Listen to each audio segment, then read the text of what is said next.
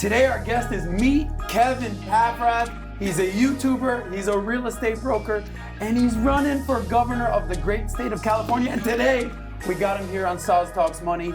Let's talk money. All we talk is money. All we talk is money. All we talk is money.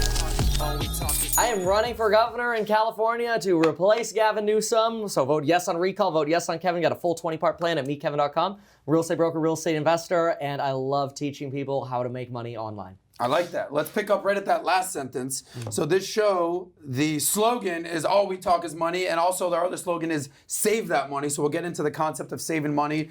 We're not going to spend too much time on politics here. Let's get into hope money. You don't mind. Let's do the money. So we'll get into the money. So you do YouTube, you do real estate, and you're running for governor, but you were born in Germany, I want to say. Yes. So tell us about your path, being born in Germany, moving to Florida, California, now you're running for governor. Give us your little bio right there, Kevin. Yeah, absolutely. Born in Germany, 13 to 18 months old. My parents can't figure out which one it was. Okay, I moved to Florida, and they couldn't figure out where they wanted to live either. Naples, Aventura, Plantation, whatever. Moved around a ton. Parents got divorced at 6. Ended up going to high school through 2000, through about 16 years old, when on a high school trip, I met my wife in Paris, moved to California to finish my senior year of high school in California, went to community college, went to UCLA, graduated UCLA while running a real estate business, then started teaching folks on YouTube the same things I would teach people at coffee shops while I was selling real estate. And fortunately, people really liked what I was sharing, and I was able to grow a business out of sharing that. You certainly made a name for yourself. Obviously, you just crushed it on the PBD podcast. Respect to Pat and the team that you're on. Some controversy at some points, but you handled it well. You were sweating a little bit, but I think that was because of the AC. It's not good, because you were nervous. You gotta ask hard questions. It's I so agree. important because that's how all the audience gets perspective, and that's what we need. I like that. Hard questions. Speaking of hard questions, you mentioned you were born in Germany. You're running for governor of California. Simple question. Maybe it's a hard question for some people these days. What does America mean to you, Meet Kevin? Gosh, I mean, to me, America is the land of opportunity. I know, that sounds like a cliche, but I mean, look at it. Here's somebody who in kindergarten, I had an accent in kindergarten. I'm sitting there going, hold on, teacher, I'm sinking. They're like, no, Kevin, you're not on a ship, you're not sinking. Yeah. And to go from a family that lost a home nearly to foreclosure in 2002, moved into an apartment, our cars were getting repossessed, divorce ruined my family's credit. My father's like, I've got $11, $20 bills left. To being able to come to California, work at Jamba Juice, save some money, go to a community college, go to college, and build a business and build wealth. I think that is what America stands for. The problem is, what I just described has become the exception and not the norm. And that's why I'm running for governor of California, to make that the norm, that everybody can have an opportunity to build wealth and have a career. I love that. Well, one of the norms on this show, Kevin, is our guest. We're going to have some fun. We're going to talk money. And being the fact that you're from Germany, and you've already taken some tequila shots, Hey! we got some German beers here, bro. You Bust came them out. This is prepared. what we're doing. I came prepared. And we also have some Sausalito cookies in honor of Sos Talks Money. So if you get a little, hungry while you're drinking the beers, we'll have that. you. But let's get the party started. Crack open Cheers. that beer. Let's do it. I know you've already Warsteiner. had a shot of tequila. Cheers to you. Meet get it Kevin. Best of luck. Running for governor. Thank you. Save them. I'm going to pour it Cheers. into this glass. Let's do it. That's why we did that, just to kind of keep it kosher around here. Right, it's coffee, it's coffee. It's coffee, exactly. Well, fake. You want one of these cookies? Oh, we got to overflow. Oh, see, that's why gotta I overflow. took the can first. It's a rookie move over here, No, Kevin. but now it looks like a German beer. See, now it looks we're doing our appropriate. thing. Well, See, cheers to you, bro. You know what? There you go, man. Cheers, man. Cheers That's to it. you, All right, Kevin. there Let's you have some fun here. And let's have fun with the people out there so they can learn all about Kevin and learn about financial freedom, baby. Let's talk, man. What you got? Financial freedom is what we're talking about here. Let's do it. And saving that money. So let's start with just some of the easier stuff. You're a real estate broker. Yes. I've read some articles about you. You've been nicknamed a landlord influencer. You're familiar with this? Landlord influencer. Is that a good thing? Is it a bad thing? What is that? I think the connotation, unfortunately, is negative in our society because it comes across as like capitalism is almost becoming less interesting and less desired in our country. Which is bullshit, if you ask me. Which is sad. It's And you're a Democrat. You're running as Democrat. I'm not exactly a big time Republican. Fair to say we're some Democrats who believe in capitalism. Look, the thing is, I believe that everybody can build wealth by investing in real estate. Now, not everybody is going to, but I'm a big fan of people getting into owning real estate. And I don't like selling real estate because the expenses of selling are very high. So I think if somebody gets into their first townhome and then they want to move to another house, become a landlord, rent that first place out. That's part of the American dream, in my opinion. That's an opportunity to build wealth. And folks, if they choose so, should have the opportunity to take advantage of that. Now, if that then defines me as a landlord influencer, I think it's disappointing because the connotation of that is, oh, I'm evicting people. I've never evicted somebody in my life. I've never had to evict somebody in my life. I've never had a tenant not pay me. And that's possibly because I rent my property slightly under market value and provide good quality properties. So in my opinion, I think the connotation's misaligned. But hey, yeah, I'm a landlord and I'm an influencer. So they put them together. So he's a landlord slash influencer, not a landlord influencer. I think that's fair. Fair. Yeah. Now, you said you've never evicted anybody. Respect, There's been an eviction moratorium for the last year or so. Yeah. What are your thoughts on that? And the last I heard, your boy Gavin Newsom, I use that in air quotes, I think is going to pay for everybody's rent for the past year, $5 billion, something ridiculous. Yeah. Thoughts on this eviction moratorium, Kevin? So, I mean, we've got lots of problems with people struggling to get jobs. We've got high unemployment. There's so many systemic issues right now. One of the issues I take with Governor Newsom right now is he's branding this $5.2 billion as his money. $2.6 billion of that is from Donald Trump's December stimulus package. $2.2 billion is from Biden's stimulus package. So 92.3% of that is from the federal government. Yeah. And the federal government said, give this to people so that you don't have to evict them. He's only given 2.3% of the money out. He's had it since December. So this is politics, bro. It's politics. It's, in my opinion, it's evil. It's evil to withhold shady this money from or people. Is it illegal? It's probably both. I mean, why is it that folks are given by the federal government rent relief? It says just another form of stimulus. Homeowners got it. People got stimulus checks. People got unemployment pay. Renters are getting relief from the federal government too. Why is California standing in the way of holding it up? It's because you've got a leader who doesn't prioritize helping the individuals in California. That's why we have a homelessness crisis, a housing crisis, and this eviction crisis. So what's the biggest problem in California? I know you have a 20-point plan. I know we're not going to touch too much on politics here. Yeah. But I think you mentioned there's of your 20-point plan, 4 major talking points or sticking points that you really want to focus on. What are those? Yeah, so traffic, homelessness, housing, and schooling. And I think one that really applies to your messaging is actually my future schools idea. So we want to create an opportunity for folks at 14, 16 years old to decide, instead of going through a regular college or a regular high school, I'm going to go to a future school. And that's going to teach me financial education. It's going to teach me how to get a career at 18 debt-free. So that way at 18, they're not scrambling looking for a job at minimum wage. They can actually get a career and earn $50,000, $60,000, $70,000 starting salaries. And then guess what? They're not on Medi-Cal, which 33% of Californians are because they're so close to the poverty line. They're not on welfare. They're not on food stamps. Instead, they have the opportunity to build wealth, to get into investments, to get into real estate or get into stocks. That's what I want to create. Now, have any states implemented anything like this before? Nope. Is there a template for this? Is this all like, meet Kevin and meet the future schools of America? What's the deal? You can take inspiration from European models. They do some German background. There you cheers. Germany has, for example, a gymnasium. There are many different types of school programs you can go to in Germany, vocational schools. But I think combining all of those, because right now trade schools kind of get a bad reputation. It's like, you're going to trade school or whatever, which is horrible in my opinion. But I think if you had a future school that's college and vocation, career-oriented, it's free, and it provides financial education. That's what California needs. And California can create that model for the rest of the United States. I've been saying this forever, and I'm sure you would agree. Mm-hmm. This is sort of like how I even started doing this show, is that we all go to school. We all take the same somewhat useless classes: algebra, biology, chemistry, trigonometry, wood shop. Bro, I'm taking wood shop classes. There was no chance I was becoming a construction or a GC anyway. Yeah. But no money classes, no financial classes, no teaching you how to get out of debt, not understanding the importance of saving, investing, certainly no crypto back in the day.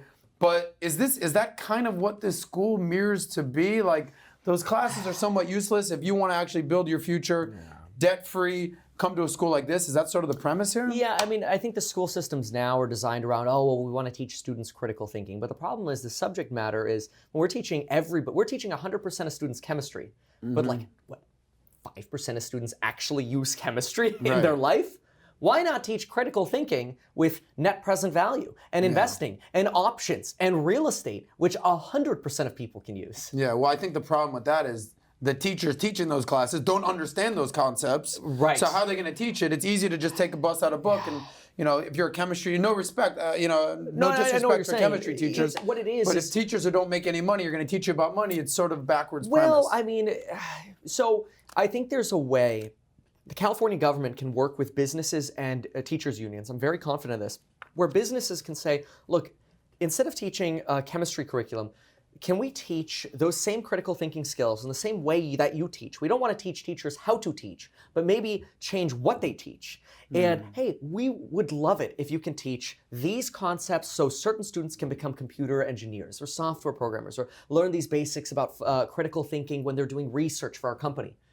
Teachers can do that. They can adjust what they're teaching with teachers unions, governments, and businesses working together to provide the students that we actually need to be able to hire. So how long you been really involved in politics? Because you're 29, right? You're in most states you need to be 30 to run for governor. 18, I think California. Exactly. California is one of a handful of states that you could be 18. Yeah. You can't drink, you know, you can't go to a casino, but you can run the state. Oh, yeah. It's a little weird.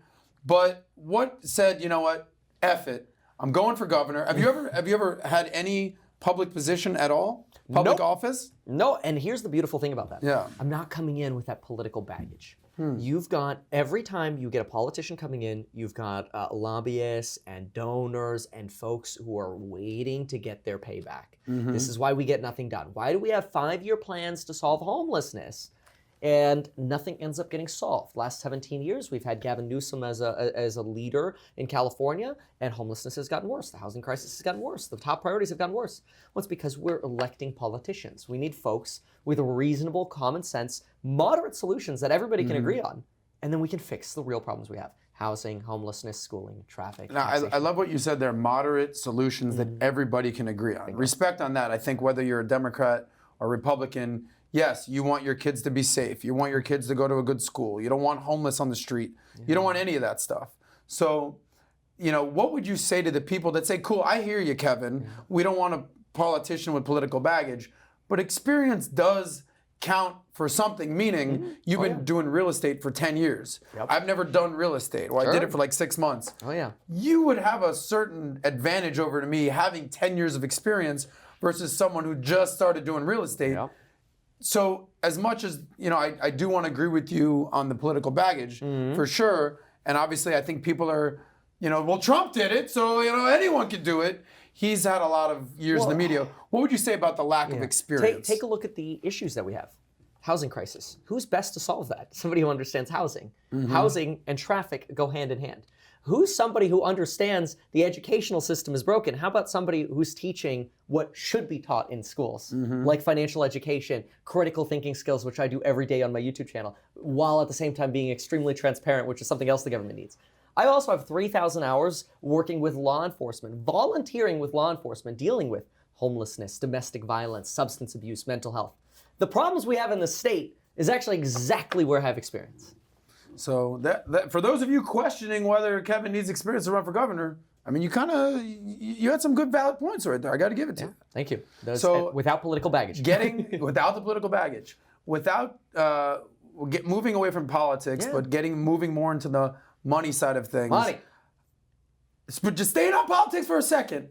Talk about raising money in the political spectrum, in the political atmosphere. How are you raising money? You obviously can raise awareness, but how do you raise money? Yeah, the biggest, right now we have average campaign contributions of about $50. And a lot of that is coming from supporters in California who either go to our rallies or they see our YouTubes or TikToks or Instagrams about the problems in California and our solutions. And maybe they don't agree with all of our 20-part plan, which is totally understandable. I mean, we're not going to align perfectly with everybody. But they look at Kevin, these priorities are what California needs. stopping homeless from dying on our streets within 60 days. That's what California needs. And so these are the causes that people are donating to. And we're getting Republican support, we're getting Democratic support, we're getting independent support, a lot of support from many. And you're running as a Democrat. Yes, that's correct. And is the main reason because you're sort of like a fiscal, conservative, socially liberal, mostly Democrat? Or is it because a Republican just straight up can't win in California? What's the deal with that? I've been registered as a Democrat since I was 18, but I've always considered myself 51-49. And so I am so close to the middle that I don't really think California right now needs to deal with these national issues that are super far left or super far right. Yeah. We've got massive issues in the middle. Right. That's where our people issues are on the ends of the goalposts over there. And that's what hits media, right? It's all of the extreme theories or beliefs or whatever are on the extremes. I think most reasonable Californians realize this is not a Republican recall. This is a Californian recall. We need to stop this homelessness. Why are more people dying on our streets in California from homelessness than to gun violence? It's because we got a massive homeless problem. Yeah, that's crazy. So last political question. We'll get right into the money because the people want to hear what Kevin has to say about your finances. We'll get into that. What is it that it's that 51-49? What is it that 1% that's like, Democrat? It's probably my future schools idea, because my future schools idea, it is something that it takes a little bit more of a step of the government leading that change, leading that charge, right? But we're also going to offer, for anyone over 18 years old, we're going to offer $2,000 a month to people to enroll into a future school. So now all of a sudden, you don't need to be on welfare or food stamps or whatever. You can go get a career education, financial education while being paid to go to school. Is this like an Andrew Yang UBI kind of a thing? No, it's not UBI because it's not universal. It's for the people who attend the future schools. They get paid $2,000 a month, so that way they can afford to live and to study and to learn and to get financially educated and to get a head start in a career. Well, I think it's a great idea. Hopefully it can have some traction. Yes. I got to say I'm impressed, and for someone who has never learned about anything in money in school and had to learn the hard way and was in nightlife and was a cold caller, and basically I woke up one day and I started making money. I was like, hold on, this is what a 401k is? This is what financial freedom, this is what it is? It's not easy, and the quicker you can learn, the better. So shout out to Kevin for that. All right, let's shift gears. YouTube. You've made your name on YouTube. You said you started kind of in 2010, but you didn't really start until 2017. So it's been, as the time we're filming this, 4 years. And you've already amassed over 1 million followers, 1 million subscribers. You've made a name for yourself, so much so that you're running for freaking California governor. So give us just a little insight out there so people watching this on YouTube or maybe starting a YouTube channel thinking, it's too late. This guy started 4 years ago. He's obviously got a great message and a great head on his shoulders. He has 1 million subscribers. Give us a little insight. Peel back the curtain. Not all your secrets, but growth strategy. How often you're filming. Advice to aspiring YouTubers out there. It's, in my opinion, overly simple. And I think it pisses people off because it's like, wait a minute, really? Is that it? Provide value. If you can provide value, people listen. I think of it like, look, if you go to a bar, you wanna, and then this happens. You go to a bar and you see the clowns run into the bar and they're screaming, hey, look at me, oh, whatever. And they're drunk out of their mind or whatever. Yeah. Nobody wants to listen to that person. It's like, okay, get this person out of here. Like, it's the same thing on YouTube. You come in, you sit down, hey guys, I just learned about this investment and I really want to tell you about it because I think there's a really good opportunity here. People want to listen. Yeah. And so when you provide that value, that's how you succeed on YouTube. Well, that's like literally one of the 2 cornerstones of our entire business model over here. Provide value with some of that attainment, baby. Yeah, the attainment got me in trouble. How did you get in trouble with attainment? I took the attainment too far when I started in 2018. I started, okay, this was a mistake. I started hanging around pranksters, YouTube pranksters, because they're getting all these views. I didn't realize their views were coming from 5 to 15-year-olds. My views were coming from 25 to 45-year-olds. So I just saw the views, and I'm like, oh my gosh, I need more attainment. I need that attainment, that attainment. Okay. And so I'm like, okay, well, where can I go to get more attainment? The pranksters. And so that's where I started, I was briefly showed up in a Mr. Beast video, who's not so much pranks, but he's got the big ideas, appeals to that younger demographic. That got me connected in with some other pranksters, like the Nelk parties, things like that. And I mean, shout out to these folks. They run amazing channels, amazing brands. I love them. But their channels and their style does not mix with finance. Yeah. And so when I tried to mix that world, it didn't work out.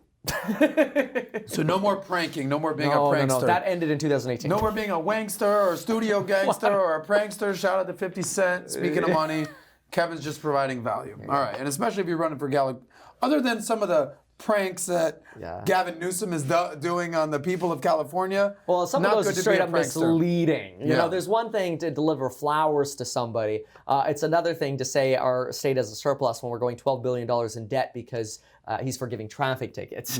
So, that's a whole different level. Interesting. So back to the YouTube. Yes. Provide value. Show up every day? How often are you filming something? I mean, me as much as I can provide value. So, I mean, sometimes I'll film videos and I'm like, I look at the video, I'm like, this is garbage. Like, I think to myself, what is somebody going to take away from this? And if somebody if they watch the video and they get to the end and like, what did I just watch? They're not coming back. And so there are many videos I film and I'm like, trash, delete, forget So it. you're sort of like your harshest critic. That's it. Throw it in the garbage. Yeah, and Gotcha. I mean, sometimes your audience can be your harshest critic. I mean, you can put something up and you'll know very quickly. That's the nice thing about YouTube. You'll know quickly. If you put something crappy up, the nice thing is you could try and just delete. How do you deal with the keyboard warriors out there and the Twitter fingers out there with something just popping off anytime how do you deal with that? There is a lot of frustration that can come from folks who don't actually watch the content, and then they draw conclusions from rumors that they've heard, and then they spread those. And that is very frustrating to me. And the way I deal with that is just, for example, somebody might say, well, Kevin lost money on this. Really? Let's just open the books. Here's my portfolio. Here's my income. Here you go. So you're just complete transparency, authentic, that you get what you see. I'm not pranking you. This is real stuff. Bingo. Okay.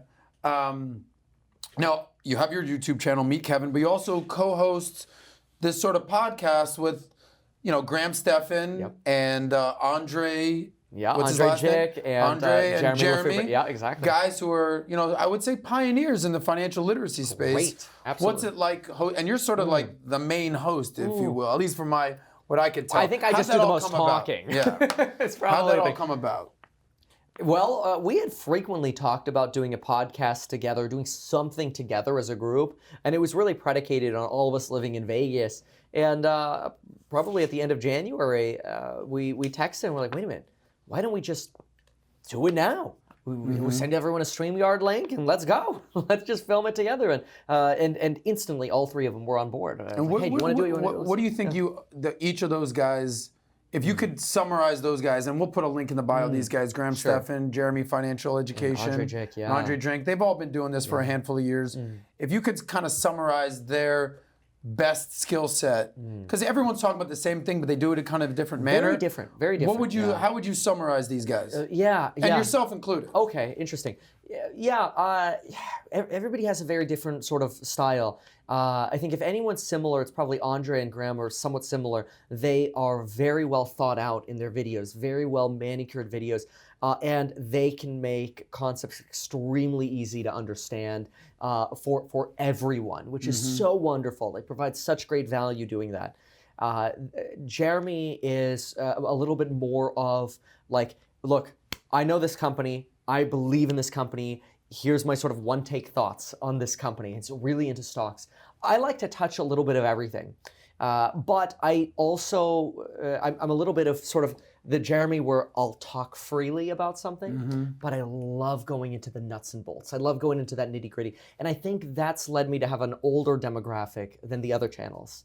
Not that that really makes a difference, but that's how I'd break us out. Got it. Yeah. So you touched on being a prankster and providing value, and I got to give a shout out. You do provide major value. So do all those guys.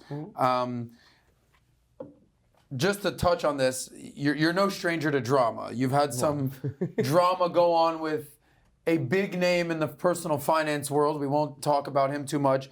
We've had some drama when you exposed Grant Cardone. Yep. You've had drama with literally the governor of California, Gavin Newsom. You posted something on Instagram. They took it off. Something Fox News picked it up. You called him some sort of weenie baby. Meaning you're going toe-to-toe with some big dogs. With DR, with Grant Cardone, with Gavin Newsom. Now, are you just, do you like the drama? Do you thrive on it? No, is it for views? What is it, bro? It's not. None of it is. It's ultimately, I've come to the conclusion. None of the drama is worth it. And again, that a lot of that came from those 2018 days, and I've really gone away from that to where now my videos are. My goal is 100% just value, value. I mean, to the point where some of my videos, it's just me talking for 12 minutes, and there's zero editing, there's zero transition, there's nothing. It's just me talking about a topic for 12 minutes. And I found that my audience cares most about that. They don't care about the drama. They want to know, Kevin, what do I got to know about the market? What do I got to know about stocks, crypto, real estate, investing, my portfolio? How am I going to build wealth long run? Everything. Cool, man. So speaking of building wealth and investing, let's talk investing. Let's talk investing. So you got started in real estate when you were 18, let's say. Yeah. But when did you really start paying attention investing in the stock market? When did that come about? Even before I was 18. Oh, wow. So this was something within your pedigree, with your family. Who taught you? No, it was probably... I have no idea actually where it came from. Maybe I just Make really something up. liked Make something up. You're on the... I think it was the 2007 iPhone that I got the iPhone when it came out in 2007. And in 2008, I think it was 2008, they came out with the App Store for the first time. And I thought this was genius because the iPhone for the first year, there was no App Store. You were stuck with the default apps. When the App Store came out, I thought, this is so brilliant. How can I make money off of this? And I'm like, oh, you could buy stock. And so I put all my Jamba Juice money, just every time I got paid, buy Apple stock, buy Apple stock, buy Apple stock. At what age? I mean, certainly 18 when I can have my own brokerage account regularly, 18 to well, now. So right away. So look, I got to give you credit, man. Most people, 18, can't spell 401k. I remember getting my first job, I was 22. They're like, do you want to sign up for your company's 401k? I literally was said, well, what is that? So I had to learn the hard way. And this is kind of the impetus for why we want to give back and do this type of content to provide value, to basically say, I didn't start investing until I was 27, 28, and I thought I had to have, some serious money to start investing, but you did it making, minimum wage working Jamba Juice. Yeah, the Apple stock appreciation helped me get enough money for a down payment in real estate. And so that down payment on real estate, I think, is really what catapulted our net worth because we took a fixer-upper. And when we fixed it up using the bank's money with a renovation loan, we were able to buy in a $450,000 neighborhood for $300,000. When you say we, your wife and you? Yep, exactly. And you've been married since what age? 2013, so 8 years ago. Gotcha. How old were you when you got married? Ooh, 29, so 21? Oh, dude, you got started early, baby. Yeah. All right. Respect. Let's drink a beer to that. What's your wife's name? Lauren, I believe? Lauren, exactly. Shout out to you, Lauren. Yeah, absolutely. It's been incredible. It's been an incredible ride, and 2 kids, 2 boys. 2 boys. How old? 5 and 3, and I hope to get them into real estate too. Okay. Advice to young people that have not started investing, or maybe they're kind of started investing, but they don't really have a good head on their shoulders. Some basic good advice from Meet Kevin. What do you got for people? Yeah, the savings accounts got to go. You got to be in the market. You got to get into the market. So I don't care if that's all in on your top 5 stocks, 20 stocks. I don't care if it's index funds. Pick something that works for you. You got to get in. You got to get started every dime. Look, when you're 18, 19, 20, you can go work and cover your expenses. The rest of your money should be going all into expenses. On my way over here, the person who was driving me mentioned he came upon $10,000 extra, and the first thing he did was bought a $4,000 bed and a $1,000 mattress, and I'm cringing in the back going, what are you doing? Oh, well, I'm treating myself. No. You're killing yourself. Yeah. You got to build wealth. How do you build wealth? Stocks and real estate. That's how you build wealth. You got to get it. So when you see a guy that makes 10 grand and he spends 5 grand on beds, TVs, and it's not jewelry, even a write-off. whatever. Not even a write-off. So basically you're a firm believer, save that money, because obviously if you don't save, you can't invest, but save up enough where you at least have your expenses taken care of, and then you got to get in the market. Yeah, and I think the thing is, look, for me, I've always lived my lifestyle in a way where I force myself to just be paycheck to paycheck, which sounds crazy because I literally take every extra dollar I have and I put it into the market. Gotcha. So that way I feel poor while building my wealth. I Yeah. never look at that bank account and I'm like, oh guys, I don't have to make a video today. I got enough there. It's like, oh Yeah. man, I gotta make some videos here. Meanwhile, it's all in the market. Dude, I gotta applaud you for that because that's something that I had to learn. You're familiar with something called lifestyle creep? Oh yeah, absolutely. There's some creeps out here in Miami. There's some Yeah. creeps out there in the club. But what lifestyle creep is basically you're used to making 50 grand. Yeah. And you live on 50 grand and you save what you save and you invest when you invest and you spend what you spend. Yeah. But now you get a raise and now you're making 80 grand. Yep. You're thinking, I got 30 extra grand, baby. That's the Rolex and a nicer car. And basically take it from Kevin and take it from your boy Saz here. No. Act like you're still making 50 grand. Now that 30 grand can go to work for you so you don't have to depend your life on this job. Yeah. And that's essentially what you're talking about is take those raises and raise your wealth, rather than raising your expenses. lifestyle and your Yeah, expenses. and another trick that people do too is they'll create a side hustle. It has to make money, but a side hustle that creates money so that way now you can write off a lot more of your expenses. All of a sudden you're a real estate agent on the side, you're working for a company, you pay for your own cell phone bill maybe, but they don't cover it. So you pay for your own cell phone bill, you become a real estate agent. Well, now all of a sudden that cell phone is a necessary and ordinary expense. And I'm no tax advisor, so always consult a CPA. But your cell Good phone disclaimer is... right there for me, Kevin, always. Your cell phone now becomes Yeah. a tax write-off. So now all of a sudden, instead of in California, my bill being, let's say, $80 a month, it's $40 a month because I'm getting a tax write-off. Gotcha. My computer, my car, all of a sudden I'm able to write off Well, you need to expenses. set up a separate company for that. You got to have an S corp or an No, LLC. not necessarily. You could just be you need a side hustle that creates money. Gotcha. So if you have a side hustle that makes money, do that. But one of the things that concerns me is we have this belief that, oh, well, I got to get my trademark name and then I got to get this. I just go make money. Go make money is the number one. Just get started. Go make Stop overthinking freaking it. money. Yeah. Yeah. And people are like, oh, well, Kevin, I don't want to get into real estate because I don't have an attorney yet to do a trust and to do an LLC. Like, go buy a house first and have insurance and deal with it later. When you have millions of dollars, then deal with it. Now, are you more of a fan of real estate, of the stock market, a little bit of both? How do you diversify your assets? It depends on where you are. So I believe if your net worth is under $500,000, you should prioritize getting into real estate you can buy below market value. So getting into real estate because I think that's going to extrapolate your wealth much faster. And you're talking about just buying a single family home and living there or renting it out? Because there's a difference. You could do well. I mean, generally the way you're going to start is you're going to live there because you could get in with 3.5%, 5% down. It's much easier to get into a home. It's cheaper to get into a home that you live in. You don't need to put 25% down. People try to save their way to 20% down. They never end up buying. Why? Because they see the money in their bank account and they end up spending it on stuff. They buy those Rolexes you were talking about, right? So you got to get in. The priority is you get into a house, 3-bedroom, 2-bath. Maybe it's one that has old shag carpet and it's got an old ugly kitchen.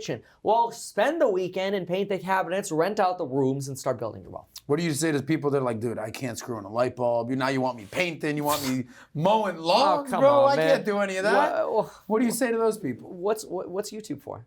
YouTube is the world's free university. You can learn everything on YouTube. You could have, and this is absolutely not at all a way to try to discredit professionals, but there are extremely well-versed professionals who teach high quality plumbing and electrical and painting and drywall on YouTube. You got to find the good ones. There's some crap advice out there too, as with anything, but you can do it. YouTube's where it's at. Shout out to YouTube. I think they're going to make something from themselves. I'm not sure, but I think YouTube and Google, they're going to be okay. Now, I see on your show, you're a big fan of Webull. Right? Yes, What yeah. investing apps or companies are you a fan of?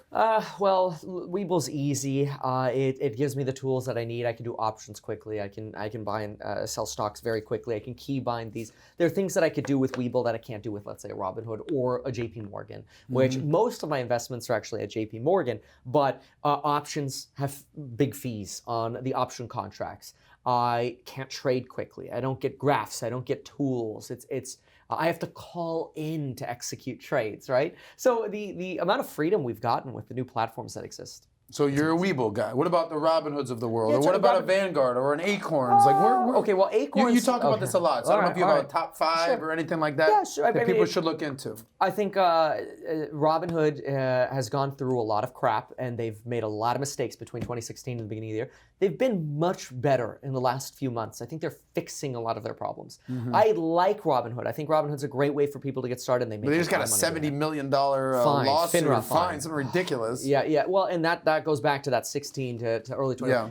And they should pay that. Now it's a slap on the wrist. I mean, it's a 0.1% fine of their market cap. So it'd be like paying what if you had $100,000 of net worth? It'd be like paying $10. It's not a big deal to them. It's a joke, exactly. Okay, so Robinhood, you think they're cleaning their act up. Who else you got on your top 5 list? This is Kevin's top 5 investing platforms. Yeah, okay, there you go. And to clarify, that'd be $100, so I'll just get my math right. So top 5. Look, I think if you want to get started, Weeble, Robinhood, Public, SoFi, these are companies that make investing very easy. Cash App makes investing easy, makes getting started easy. These are great opportunities. I do not like Acorns. I'll tell you why I don't like Acorns. Acorns I don't like because they associate spending with investing, which I think is psychologically broken. Why should I feel good about spending money because, they're going to round up a little bit and invest $5 into stocks when I go spend $50 for dinner? Now I'm psychologically associating spending money with investing. It is the opposite of what we should be doing. I've never heard that perspective. That's interesting because they market it as, you want to get started investing. What's a better way to get started investing than a spare change? You spend $9.50, round up 50 cents. It's all good. You're basically saying this is the wrong way to look at it. It's sort of backwards. I think it's save, corrupt. save, then you'd invest, not spend to invest. I think it's totally Gotcha. broken. I think it's almost evil. Now, evil. Oh, yeah. Now I noticed you didn't really, other than JP Morgan, you said you have some of your investments with, you didn't name the traditional Schwab's, TD Ameritrades, Vanguards, Fidelities. Why not the big boys? The barriers to entry, look, you'll get better pricing. You will get better pricing at the big boys. They don't take as much in fees on transactions. This is 100% true. Even though Robinhood and the Weebles, and there's all this free trading or whatever, you get better pricing at the big boys. This is true. But the barriers to entry are a lot greater. It's a much more complicated platform. It's not as easy as swiping up, which in some circumstances, like options trading for newbies, is actually a good thing. Like, let it be complicated and intimidating, right?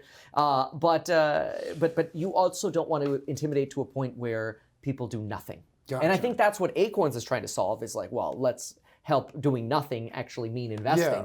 But I still think their model's broken. Which you got to give them a little credit for. Like, Yes. some of these people wouldn't be investing whatsoever, but with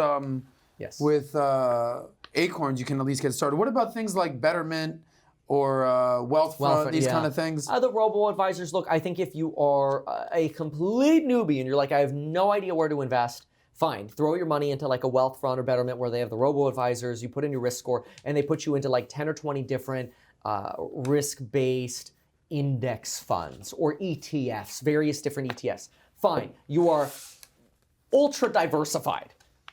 It's not how I invest. I think it's a great way. If you want to start like that, fine, start like that. But no. Cool. Let's shift gears. Crypto. Are you a crypto guy? Okay, so crypto. 1 through 10. Where are you? Crypto is like 10. Bitcoin's the future. The crypto's the future. 1 is like, I don't touch it. What's your score? 3 to 4.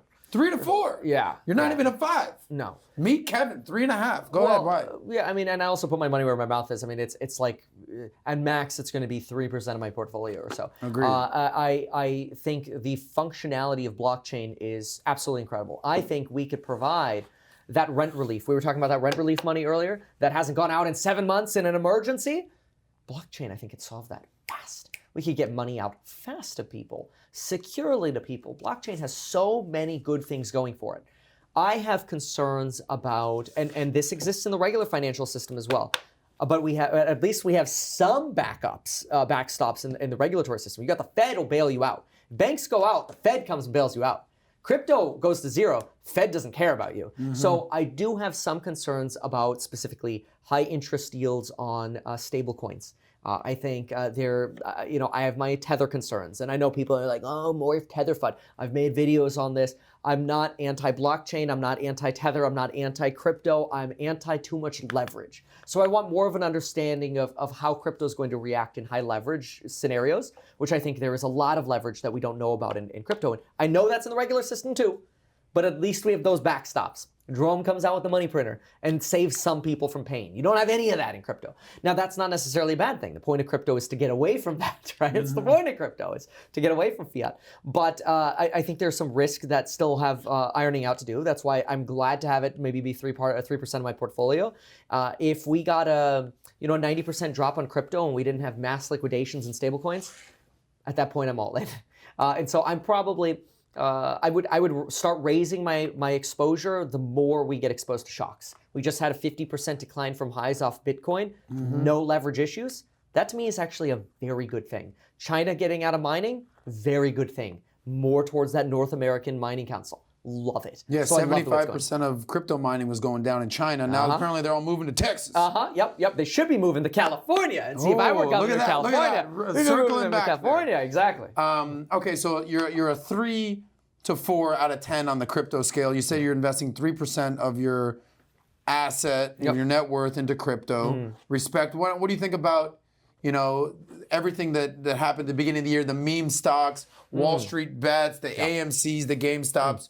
What advice do you have for like the day trader types to the moon, baby? What advice do you have for these guys? I think the movement is so wonderful because really what it is it's a political movement dressed up as a financial movement, because it is a statement of us normal retail versus the institutions and the demand for equality of information. It is so wonderful. And it creates this hodler movement too that is actually substantiating higher valuations at companies like GameStop and AMC. Institutions are like, oh, GameStop should be a $20 stock. Well, no, if you have people who believe in the company and you have enough of those people like we do, it's a $200 stock. And it doesn't have to go to $20. So I think the movement is wonderful. I think where it gets dangerous is when folks get convinced to go into weekly call options because they saw their friend go up 1,500% in 2 hours on weekly calls, and then they throw their life savings into it going, the stock market's a gamble anyway. I'll either get rich or I'll just be the same. That's where I get a little bit more concerned. I think there's a place in people's portfolios for it, but certainly nowhere near 100%. Well, closer to what, 5%, 10%? Especially the younger you are? Trading, to me, in my opinion, because the focus should be building wealth. And don't get me wrong, there are a lot of people who get rich off the momentum swing, right? Get rich quickly, which is, It's a big movement. But personally, I think trading and exposure to high risk should certainly be under 10%. Longer term options than that, you want to have a little bit more risk, fine, maybe 20%. I've said 25% before, I'd probably scale that back. I'd limit margin to under 10%, something like that. I'm a little bit more conservative than like the all-in. But I support the movement. So 80% of your portfolio, you're recommending, keep it simple, baby. Keep it simple. And, maybe there's 5, 10, 3, 20% max that you can get crazy with. Well, look, you don't need to have that much invested into something that ends up going to the moon and it makes an outsized move in your portfolio. And Kathy Wood had Tesla go to the moon. She had some other great picks as well, don't get me wrong. Strategies. But they have an allocation of 7% in Tesla, and they've got all of these other companies. Tesla goes to the moon. It moves the entire portfolio. And so, there's but if that plummets, at least it's only 5% of your portfolio. Risk return, baby. Risk return. Last couple questions here. We got about 5 minutes left with Meet Kevin. We're meeting Kevin. We're having a good time. We touch on this a little bit. This is not only a financial show, but we talk relationships. We talk life. We talk things outside of money, but we keep it in the lanes. You said that you've been married or been with your wife since you're age 17. You got married at 21. First girlfriend. First girlfriend. Only girlfriend. Only girlfriend. Jesus, Kevin, you and I couldn't be any different. However, 29 years old, you're running for governor. What advice do you have out there for young people just getting involved in maybe a really serious relationship, just starting to get married? Financially, how do you guys coexist? You've got to find somebody who's financially compatible. I mean, at 18, both of us knew the day we turned 18, it was like a celebration. You go to Wells Fargo, you get your credit card. That was like a big date for us. Wells Fargo. Oh my gosh, credit is so important. It's not an opportunity to go finance a vacation and then pay it back over time. No. It's buy a pack of gum, pay that off twice a month, build that credit score so we can then buy real estate and build our wealth. Now we can do whatever we want. Yeah. So how do you deal? Is your wife materialistic at all? No. Not at all. So if she's ever came to you and said, Kevin, we're doing all right. Life's good. I want to get a $3,000 purse. How do you respond to that? I mean, it's never even come up. Really? It's never even come up. I mean, I think one time in our relationship, have we bought $1,000 shoes? That was one time, Louis for Lauren.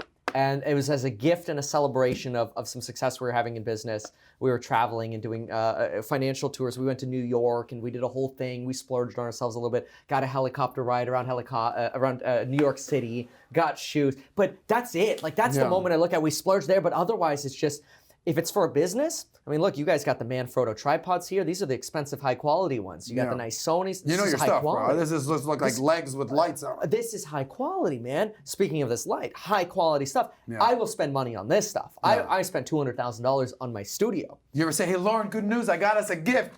3 sick new tripods, baby. She's like, thanks. I wanted the Louis Vuitton shoes. Yeah, but, well, I mean, she doesn't really care either about those things. I mean, she doesn't want a Tesla. She drives a Toyota Sienna. She doesn't care. She doesn't want to move to Vegas to save money. She wants to be with her friends and family. She doesn't care about stuff. Bottom line is, it sounds like you and your wife are very compatible, and that's why it's worked from day one. And so advice to young people out there when finding a spouse. What do you start talking about money earlier. Ooh, okay. Don't wait until the end. I don't care if you're on the first date. Money can come up. Okay. That's my belief. Right, now, but then again, you're taking that from somebody who hasn't dated, so maybe that'll screw your chances. How often do people ask you about dating advice? Never. It's a first here on Sos Talks Money. Meet Kevin. Sos Talks Money, Meet Kevin dating show coming up soon. All right there, Pat Sajak, Chuck Woolery. Last couple questions, bro. This has been fun. We're having some beers. We're talking money. We're wrapping up. What's the best advice you would give to your younger self? There's a lot of entrepreneurs out there. You're 29 now. Circle back when you were 18, just kind of getting involved, stock, real estate. What advice would you give to young Meet Kevin? Wow. Gosh, I mean, I'm really happy the way things worked, but I looked back and I stressed myself out too much the entire way. And I still do that today where it's, oh my gosh, what about this? I think if there's one thing I could give myself is go back and say, chill the F out. It's gonna be okay. Just keep putting the work, put the work in. That doesn't mean don't put the effort in. Put the effort in, but stop worrying so much. I like that. So what a great segue to our last question. You said, best advice, chill the F out. Things will work out over time. So my last question actually has to do with the topic of chilling. Chilling, baby. So I've got this 6 principles of wealth, 6 steps that I talk about. In order to build wealth, you got to go through these 6 principles. And number 6 is chilling. Chilling. So chilling to me is basically the new retirement. Okay. So you are age 29. I would say that you're chilling, meaning you've got money in the bank. Okay. You've got a career. You're running for freaking governor right now. You're married, your kids. You're not stressing out. Right. Well, retirement is maybe a little bit with running for not governor. about money. Exactly. But once you've basically, so I found myself chilling at age 35, meaning I have a budget, I've gotten out of debt, I've saved up money, I've invested, I'm maxing out my 401k, I've got a certain percentage of crypto, I've got my insurance in place, life insurance, disability. And now I've found myself chilling. And basically chilling, when I say, if you had millions of dollars in the bank, what would you do with your free time? Most people say the same common answers. They want to travel. They want to give back and donate their time. They want to pursue a passion. They want to leave a legacy. So my question to you is, what's your chilling? I want to build businesses. Build businesses that operate better, more efficiently, and inexpensively for society. I love that idea. I don't know if it's the political science background from UCLA, but it was always about living the good life was having a balance of everything. So you have the balance of entertainment, but not entertainment in excess. And so I can play video games, but not in excess. You can, socialize, but not in excess. You can work, but not in excess. I got to work on that one. But that balance, gotta but work also on giving what? back. Well, just so if you're working 80 hours a week and you're not Gotcha. spending enough time with family, that's probably in excess, right? But Aristotle was all about the balance, but living the good life, and living the good life also meant giving back. And I think that this is why I'm running for governor. It's a way to give back. Great answer. So perfect segue. Kevin, it's been fun. It's been great. We've had a great time. Danke. I'll give you the last 10 seconds here. Ooh. Why should people vote for Meet Kevin? Why should they follow Meet Kevin? Where can they find you? Give yourself a plug here on Valuetainment. Well, the best thing to do is go to meetkevin.com to see the plan on why Governor Gavin Newsom should be recalled, and then my 20-part plan for governor to solve and fix California the correct way. But then also follow me on YouTube and take a look at some of my financial videos, and I have a feeling you'll love them. That's Meet Kevin. Thank you for being here, being a guest on Valuetainment. And can I get one Save That Money for the people out there? Save that money! So that was my interview with Meet Kevin. I got to tell you, the guy knows his stuff. Everything from politics to finance to crypto. He's got strong opinions. He's actually a pretty smart dude. What was your biggest takeaway from that interview? I'd love to know in the comments below. And if you enjoyed this interview, check out this interview right here where I interview the founder of Wall Street Bets, Jamie Rogozinski. We talk about everything from crypto to GameStop to AMC and everything in the Wall Street Bets movement. Thanks for watching. And as always, save that money. All we talk is money. All we talk is money. All we talk is money. All we talk is money.